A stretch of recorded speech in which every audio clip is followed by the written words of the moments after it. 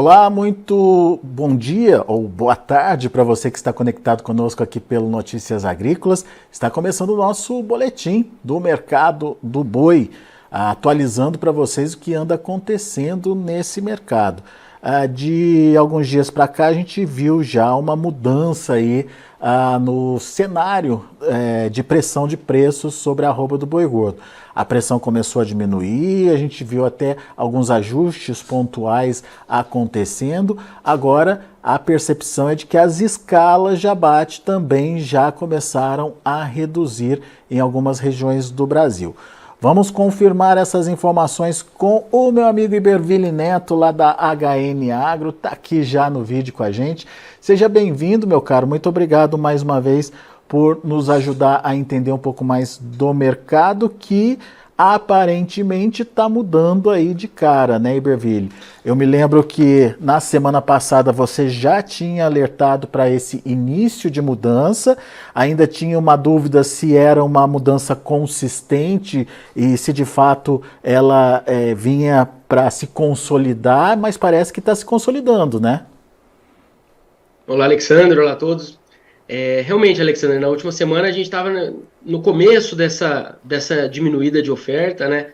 E então a cautela ali na hora de ponderar isso e de. Agora, alguns dias passados, esse movimento tem continuado. Então a gente está falando de um cenário de um mercado um pouco menos ofertado, ou bem menos ofertado, frente aos picos ali observados em maio. E as escalas das indústrias vieram dando uma diminuída, as indústrias vêm gastando essas programações antes de tentar ou de ceder a preços um pouco maiores. Então, o que a gente tem observado são preços, usando São Paulo aí como uma referência, mas no 220 com uma frequência maior do que vinha sendo observado. Quando a gente pega a banda de preços, ela acaba sendo não tendo mudado tanto nessas últimas semanas, só que o que acontece é que a maior concentração de negócios está do 220 para um pouquinho acima até. A gente chegou a ver uma pressão maior ali na casa dos 215, uma conversão maior de comercialização ali na casa dos 215. Melhorou então, Iberville? Melhorou, Alexandre. A gente pode dizer que o mercado deu uma mudada de cara relevante, relevante. A gente não está vendo o mercado ainda ganhar fôlego a ponto de andar, mas a cara dele mudou e eu diria que daqui, vamos dizer, para o curto prazo, a nossa expectativa é mais para um mercado andar positivamente do que ceder, pensando num cenário geral. Claro que sempre Agora, tem as particularidades das praças. agora quando você fala de redução das escalas, em que patamar está acontecendo isso? Ainda são escalas longas e confortáveis para os frigoríficos, Iberville?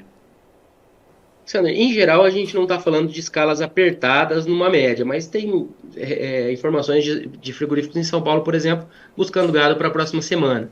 Isso já não é um cenário generalizado, mas é um cenário que já deixa aquele mercado um pouco mais ativo, né? Agora, qual que é a sua percepção, Iberville? O que aconteceu? Teve mesmo uma redução de oferta de animais? Os animais que estavam prontos já foram entregues? Ou é alguma estratégia do pecuarista nesse momento para evitar uma pressão maior aí nos preços? O que você tem escutado aí dos pecuaristas? Alexandre, eu acho que agora a gente, passado aquele primeiro momento da chegada da seca, o que a gente tem é uma situação que o pecuarista que estava mais apertado nas condições de pastagem, ele já precisou, ou de caixa, ele já vendeu, e agora quem ficou com gado disponível, ele já é porque está ou precisando menos de caixa, ou com uma pastagem um pouquinho mais confortável, e a disponibilidade de gado também, na nossa visão, deu uma enxugada. Então, é uma associação dos dois fatores. O pecuarista que fica para negociar gado já um pouco mais dentro da seca, ele já tem ou uma estratégia de suplementação em curso ou um cenário de caixa mais confortável, uma associação dessas situações. Aquele pecuarista que estava mais que estava precisando vender um pouco mais, ele acaba vendendo no início da chegada da seca, né? Seja por caixa, seja por pasto. Então eu E, diria que o pecuarista que está agora com gado disponível, ele é um pecuarista que está numa situação um pouco menos apertada do que aquele grosso da oferta que chegou ali. o, Ou às o, vezes o mesmo pecuarista que vendeu um pouco e tem mais um pouco de gado para soltar agora e assim por diante. O Iberville, você citou aí a suplementação, talvez até um semi-confinamento aí. É uma estratégia viável nesse momento? Alexandre, quando a gente fala da relação de troca, a gente está com uma relação de troca com o milho interessante. Ela, no ano passado, ela teve ela teve um pico, né, no meio do ano, porque o milho cedeu bastante naquela época, né, e a arroba não tinha cedido ainda. Mas agora a gente não está falando de uma relação de troca ruim. Na verdade, historicamente é uma relação boa. Usando aqui preços parciais de junho, a gente tem uma relação de 3,7 sacas de milho por arroba em São Paulo. O ano passado era 4,5, eram 4,5 sacas. Então, era uma relação excessivamente, ou não dá para dizer que excessivamente boa, né, sob a ótica do pecuarista, mas muito boa. Tanto é que isso gerou um aumento do gado terminado em sistemas mais intensivos ali, TIP e semi-confinamento, que ajudou a desenhar aquele cenário de mais oferta em agosto. Mas agora o que a gente tem é uma boa relação de troca, mas sem aquele ponto tão fora da curva como foi o ano passado. Aquele É a melhor estímulo relação de... excessivo, né? Isso. A gente está falando aqui, eu estou com um gráfico aqui, por isso que eu estou olhando para o outro lado, mas a gente está falando aqui, ó, de uma relação de troca próxima da que foi em 2022, 3,7 sacas. O ano passado foram 4,5, como eu comentei, e em 2021 eram 3,5. Então, estamos no segundo melhor patamar dos últimos 4 anos, considerando os meses de junho. Só perdendo para realmente aquela esticada de 2023. E que no fundo, como você bem colocou aí, não é ruim, né, Iberville? Porque o ano passado a boa relação de troca estimulou uma condição de muita oferta num período em que ninguém estava esperando, né? Então esse ano talvez possa ser mais comedida essa oferta, né? Mesmo com essa retenção, digamos aí, de animais. O ano passado a gente tinha um cenário um pouco diferente. A gente tinha uma relação de troca ainda melhor, mas uma relação de troca com o boi magro que estava melhor do que a atual. E aí a gente entra no ágio da reposição como um indicador de possível, mais um dos indicadores de possível virada de ciclo, mas sem entrar nesse ponto. Voltando aí para o que o pecuarista via na hora de fechar esse gado ou na hora de tratar esse gado.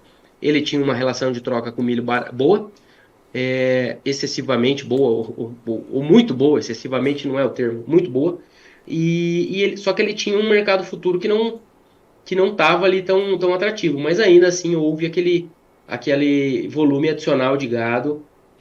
Pela estrutura, a gente estava com muito gado disponível, né? Tanto é que os abates do ano passado foram recordes, mas mesmo sem os preços futuros tão atrativos, esse gado foi tratado. Esse ano a gente já tem um cenário que a troca com reposição está um pouco mais apertada, mas a gente tem um cenário que a troca com milho está boa, pior que o ano passado, mas boa, e tem um cenário de preços futuros que garantem um ágio, né? Então o produtor, na hora que ele fecha esse gado, ele consegue travar uma boiada ali para daqui 90, 100 dias a valores 17, 20 reais por arroba acima do mercado físico. E isso, se a gente pegar um animal de 20 arrobas com 17 reais além do que tem hoje, a gente está falando de 340 reais de aumento nessa receita. Isso acaba ajudando um pouco a estimular essa operação, né? Principalmente para quem já tem esse gado e acaba muitas vezes não fazendo a conta do custo de oportunidade de vender ou não, né? E acaba trazendo esse boi, olhando para esse boi daqui em diante e tratando. Muito bem. Bom, o Iberville, temos aí então uma situação de mudança de preços, mas você trouxe um ponto para a nossa discussão que é importante aqui, o estímulo ao produtor, mesmo que não seja o mesmo estímulo do ano passado em função do custo, a gente ainda assim tem um produtor mais propenso a confinar, a reter esse animal e, enfim, trazer esse animal mais para diante, o que enxuga a oferta nesse momento, mas coloca esse animal mais adiante à disposição do mercado. Qual o risco disso? E, por exemplo, a demanda é diferente esse ano em relação ao ano passado e ela é capaz de absorver aí um aumento no confinamento ou um aumento da oferta desse animal confinado? Alexander, realmente, na nossa visão, tem saído algumas projeções de aumento do volume de gado confinado e a nossa expectativa é de que haja algum aumento, sim. A gente tem essa relação de arroba engordada versus preços futuros atrativa e a gente tem também um cenário de El Niño que acabou faz alguns meses, algumas semanas, na verdade, e só que ainda os efeitos sobre as pastagens foram sentidos, né? Nós tivemos um atraso na melhoria das chuvas lá em 2023, mas muitas regiões as chuvas não vieram boas e a gente teve aí uma necessidade desse pecuarista optar por vender, por tratar no pasto, no que tinha de pasto, ou por confinar. Então, acreditamos que o volume de gado confinado esse ano deva aumentar um pouco, até em linha com algumas projeções que têm saído no mercado. A questão é que mesmo se a gente tiver esse aumento do volume de gado confinado, o gado confinado ele é usado estrategicamente pela indústria, então ele tem um peso maior do que o próprio volume, ele é estrategicamente usado e tem todo esse peso, mas na nossa visão, se a reposição continuar relativamente melhor do que os preços dos animais terminados, esse cenário mais sustentado que o bezerro tem conseguido manter, apesar do final de safra, e se isso se refletir em uma melhoria de ânimo do criador, tirando um pouco de fêmeas do gancho, na nossa visão, isso pode ser o suficiente para que esse mercado evolua no segundo semestre, mesmo com o volume de gado confinado um pouco maior.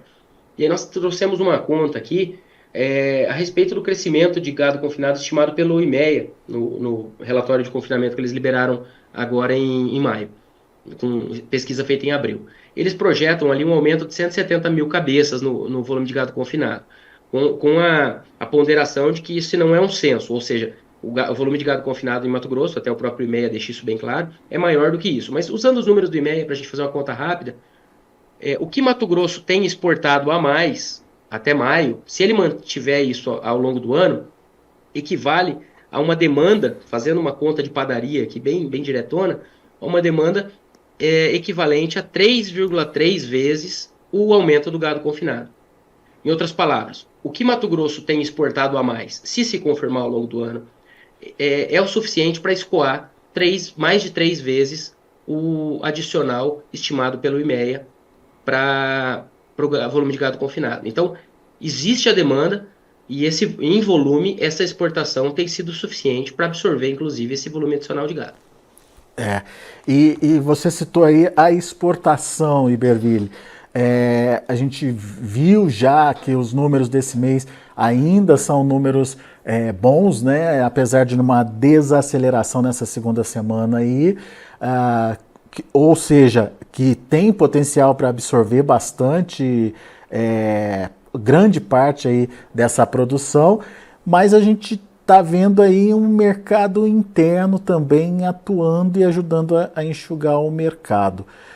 Que momento é esse do mercado interno? E faz sentido para você uma carne bovina mais competitiva nesse momento, podendo estimular um consumo interno? Alexandre, o consumo interno, a gente tem uma análise, vamos dizer, na nossa visão, o que está acontecendo no consumo interno? Ele é um consumo de uma economia que está com muitos pontos de preocupação. A gente tem essa questão de juros que não devem mais cair, ou se caírem é mais um arredondamento. A gente tem um câmbio elevado que estressa a inflação, além de notícias fiscais aí diárias, tudo isso estressando a inflação e limitando o potencial de queda de juros. Então, pensando em médio prazo, a gente tem toda essa cautela. Agora, quando a gente olha o que aconteceu ao longo de 2024, a gente está falando de uma produção que foi 25% arredondada aqui, maior no primeiro trimestre, e exportações maiores, mas ficou muito mais carne no mercado doméstico.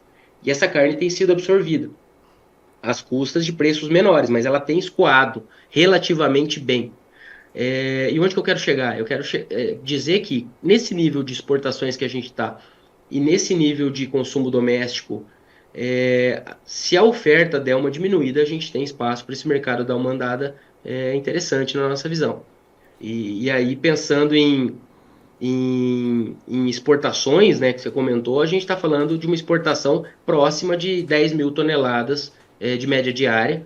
Ela estava acima de 10 mil toneladas na primeira semana de junho, agora está um pouco abaixo das 10 mil toneladas, 9,7 mil toneladas, mas ainda uma evolução de 6% na comparação com o mesmo mês do ano passado.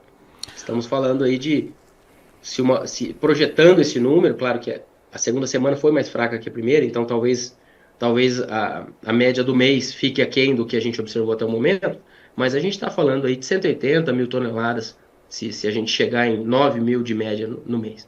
Isso aí é uma média muito interessante, lembrando que o maior volume já exportado foi do mês passado, de 212 mil toneladas. Então a gente está falando de volumes relativamente próximos ou do maior dos recordes. Em volume exportado, isso é muito importante para despachar essa carne lá para fora. Ainda mais quando a gente está falando de $1 aí, na casa dos 5,40, a nossa carne está uma pichincha no mercado internacional. Iberville, vamos então botar uma sequência nisso tudo que a gente está falando. A gente tem aí, nesse primeiro momento, um enxugamento da oferta que está dando firmeza para os preços e que, quem sabe, até com o início do mês que vem pode gerar aí um estímulo de consumo e melhorar um pouquinho aí essas cotações.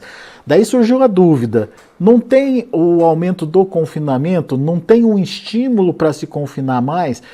Você confirmou que existe, que a gente tem uma relação de troca favorável hoje com o milho, que existe o pecuarista usando aí a suplementação e até a possibilidade de um semi-confinamento e que isso fica difícil de se projetar, né, porque fica fora aí das contas do confinamento. Existe essa possibilidade, mas a diferença é que tem uma demanda mais ativa.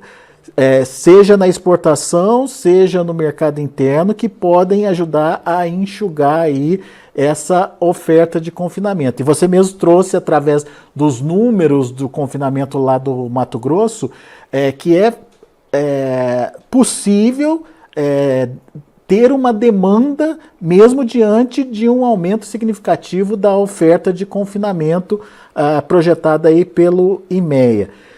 No final das contas, se eu esqueci alguma coisa, por favor, me complemente, mas no final das contas, qual é a sua percepção de comportamento de preços, Iberville? Alexander, no frigir dos ovos, né, com todas essas variáveis postas à mesa e humildemente chegando à nossa visão sobre o mercado, eu diria que há espaço para a arroba evoluir um pouco nesse curto prazo. Agora a gente está aí no dia 18 de junho, a virada de mês, a gente está num cenário de consumo doméstico mais lento, dentro do mês, e agora a virada de mês tende a colaborar com isso. A gente, paralelamente, tem observado essa redução de disponibilidade de gado de pastagens, saindo da boca da seca, e aí vai ter essa oferta de gado oriundo de sistemas mais intensivos, sejam uma terminação intensiva a pasto, um semi-confinamento, um confinamento, né? Então, agora o quanto de gado somando a uma terminação intensiva a pasto com o confinamento, quanto que isso vai ser maior do que no ano passado, a gente tem que acompanhar realmente o mercado, porque essas estimativas de semi-confinamento, elas são muito mais dispersas do que as de confinamento. Então, o que eu quero dizer? Uma parte desse aumento da oferta de gado de confinamento, fechado mesmo, pode ter vindo de gado que no ano passado estaria entrando ali naquela terminação intensiva. Porque quando a gente fala de um tratamento ali no coxo, no pasto, a gente muitas vezes observa o pecuarista só dando milho, né? E aí já sai das estimativas de núcleo, usadas pelo setor de nutrição e assim por diante. Então, tem muito pecuarista que trata simplesmente com milho. E isso fica muito disperso, né, do ponto de vista de estatística, de estimativa, de visualização disso. O que a gente observa ano após ano é o aumento do gado sendo tratado no coxo, de uma forma ou de outra. Mas você acredita no segundo semestre mais firme para preço, com possibilidade inclusive de alta? O mercado futuro está mostrando isso, né? Aliás, tem uma diferença, um ágio aí até importante de ser destacado, né, Iberville? Isso, Alexandre, aí é um ponto importante. Olhando no mercado, com essas variáveis que estamos ponderando aqui, a exportação, que já está muito boa, normalmente é melhor no segundo semestre, mas com essas ponderações feitas, se o pecuarista vai fechar esse gado, ele tem uma data para vender, 90, 100 dias ali. Então, esses preços futuros, na nossa visão, tem que ser avaliados com muita cautela pelo produtor, no sentido de considerar uma trava de preço mínimo, considerar talvez comprar uma opção de venda mais próxima do seu custo, garantir contra um movimento mais abrupto do mercado, ou travar, ou fazer um termo com a indústria e comprar uma call, porque daí ele fica exposto a essa possível alta. E se o mercado esticar demais positivamente e ele tiver travado com a indústria, ele acaba perdendo o poder de compra na troca com reposição, porque se o boi magro tende a ir junto. Então, na nossa visão, em resumo, se esse gado tem uma data para sair, o pecuarista ele não pode confiar no mercado, mas paralelamente é um momento daqui em diante que o pecuarista, na nossa visão aqui, ele tem que estar exposto a essas possíveis altas, seja com uma reposição na fazenda, uma arroba mais jovem, que vai ter mais tempo para que esse preço evolua, ou seja, com até uma opção de compra, se for um pecuarista aí um pouco mais habituado a essas estratégias. Mas, na nossa visão, o pecuarista com o gado no coxo tem que sair do risco para aquele lote, mas estruturalmente ele tem que estar exposto a essa alta que pode e deve acontecer na nossa visão. Agora, se vai ser em setembro, se vai ser em outubro, se vai ser no ano que vem, essa bola de cristal a gente não tem por aqui. Mas se a gente se orientar para o que o mercado futuro está mostrando, Iberville, a gente tem aí um boi para setembro sendo negociado nesse momento a R$ 237. São R$ 12 a mais do que está se pagando no atual contrato junho. E se a gente vai mais adiante, a gente vê um outubro a 242, um novembro a 244, um dezembro a 246. Ou seja, o mercado futuro está estimulando aí a produção, né? Isso, o mercado futuro está estimulando a produção e isso é um fator, vamos dizer, como a gente comentou aqui, que pode e tende a aumentar esse volume de gado confinado, só que aí quando a gente pega se esse mesmo mercado futuro também estimular a firmeza e uma evolução de preços do bezerro, que já está com um ágio incomodando aí quem tem gado para comprar faz alguns meses, e isso tende a tirar fêmeas do gancho, e aí a gente tem um cenário que colabora com exportações que normalmente são melhores na segunda metade do ano. Um cenário fiscal que não é bom para a economia em médio prazo, mas acaba colaborando com a manutenção do nível de câmbio mais atrativo às exportações. Consumo doméstico, com toda a cautela em relação à economia, no segundo semestre ele costuma ser melhor. Então, tudo isso vai se somando. E se sair um pouco de fêmea da jogada, na nossa visão tem espaço para esse mercado andar um pouco. Com a ponderação de que, se eu tenho data para vender, é importante que eu garanta preço. E aí a gente estava comentando aqui até antes de entrar, né, Alexandre? A gente costuma falar que as fêmeas são, vamos dizer, costuma falar não, as fêmeas elas são muito mais frequentes na primeira metade do ano, mas na segunda metade do ano elas são relevantes também. Quando a gente pega aqui nos últimos 10 anos, no primeiro semestre elas participaram em 43% dos abates. No segundo semestre, em 36% dos abates. Então, uma saída de fêmeas para o gancho, apesar da concentração ocorrer no primeiro semestre, notadamente março e maio, no segundo semestre elas também fazem falta, se elas saírem da jogada. Muito bem. Bom, temos aqui a participação dos internautas, Marcelo Rocha aqui com a gente. Obrigado, Marcelo. Marcelo cumprimentando a gente aqui, obrigado pela participação e elogiando a entrevista. Como sempre, o conteúdo da entrevista é excelente e com fundamentos. O Fabrício Costa quer saber a perspectiva para melhora de preço da reposição a curto prazo. Já é para agora, Iberville, essa melhora de preço? Fabrício, o que a gente tem observado, primeiro, obrigado pelo Marcelo também pelo comentário, e Fabrício, o que a gente tem observado é um bezerro que cedeu um pouco até ele sentiu essa chegada da seca, mas ele cedeu muito menos do que o boi. Então, essa relação de troca, esse ágio tem incomodado. Na nossa visão aí, o bezerro não deve evoluir demais, pensando em empresa. O que ele deve ir ganhando é ágil, vamos dizer, subindo um pouco acima da arroba, tá? A gente não está falando do bezerro explodindo esse ano, até porque, na nossa visão, o bezerro o bezerro vendido atualmente, o bezerro de 24, é o bezerro nascido em 23, oriundo da estação de monta de 22, que foi o primeiro ano do abate de fêmeas. Então, na nossa visão, tem espaço para essa oferta de bezerros apertar de maneira importante, principalmente 25 e até 26. Mas eu diria que o bezerro tem espaço para andar, só que esse ano não é um ano de explosão de preços na nossa visão.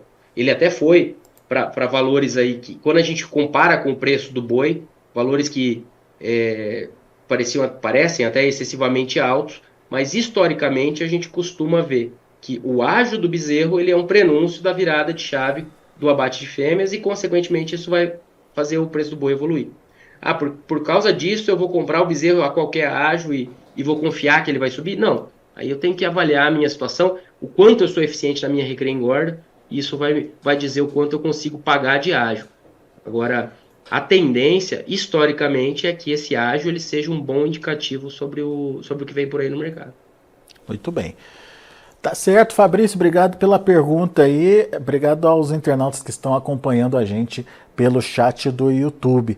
Aliás, pessoal do YouTube, muito obrigado aí pela audiência, lembrando que a sua inscrição aqui no canal do YouTube do Notícias Agrícolas é muito importante. A gente tinha a meta ali de chegar nos 100 mil, estamos pertinho agora, já é quase uma realidade, estamos falando de 98 mil, faltam 2 mil inscrições aí para a gente atingir a nossa meta dos 100 mil. Então peço para vocês que ajudem a gente nessa campanha, façam o convite para que seus amigos, seus parentes, enfim, seus funcionários possam também acessar e se inscrever aqui no YouTube do Notícias Agrícolas para a gente chegar a essa marca dos 100 mil o mais rápido possível. Eu agradeço muito a sua atenção e audiência. Notícias Agrícolas, informação agro relevante e conectada.